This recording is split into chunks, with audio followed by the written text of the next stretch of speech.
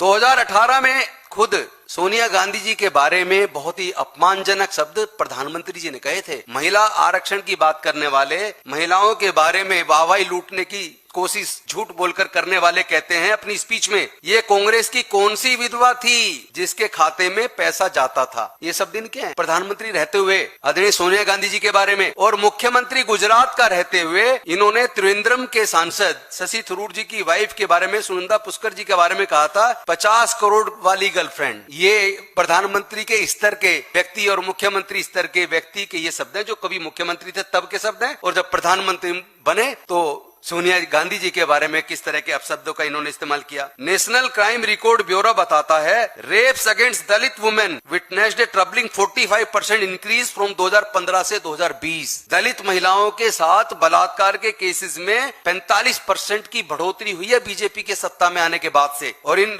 आपको पता ही होगा प्रज्वल रेवन्ना, उस केस में उनकी प्रचार के लिए खुद प्रधानमंत्री जी जाते हैं। तो बीजेपी से अलायंस वाली पार्टी के लोगों के खिलाफ केसेस आपको पता है। बीएचयू का मामला आपको याद ही होगा कि बीजेपी के 3 पदाधिकारियों ने बीएचयू की छात्रा के साथ सामूहिक बलात्कार किया। तो ये वो बीजेपी है जो कठुआ के अंदर बलात्कारियों के साथ खड़ी हुई, जिसके एक नेता कुलदीप सेंगर खुद सजा काट रहे हैं आज महिला बलात्कार और हत्या और उत्पीड़न के मामलों में। तो ये चाल चरित्र है। और आपको सबको हाथरस की घटना भी पता होगी, चाहे हाथरस की घटना का मामला हो, चाहे मणिपुर का मामला हो, चाहे दूसरे मामले हो, हर मामले में। और बिल्किस बानो वाला केस आपको याद होगा, 2002 के दंगों में बिल्किस बानो के 7 परिवार के लोगों की हत्या हुई, जिसमें 3 साल की उसकी बेटी की भी हत्या की गई।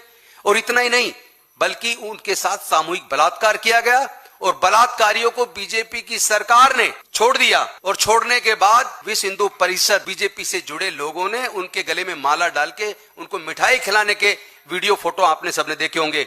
वो तो भला हो, धन्यवाद करना चाहिए सुप्रीम कोर्ट का कि उस सजा को उन्होंने बरकरार किया और रिलीज के फैसले को रद्द किया। Hansraj MLA BJP POCSO chargesheet हो चुकी है। तो ये चाल चरित्र उस पार्टी का है जो पार्टी फर्जी दिखावा कर रही है।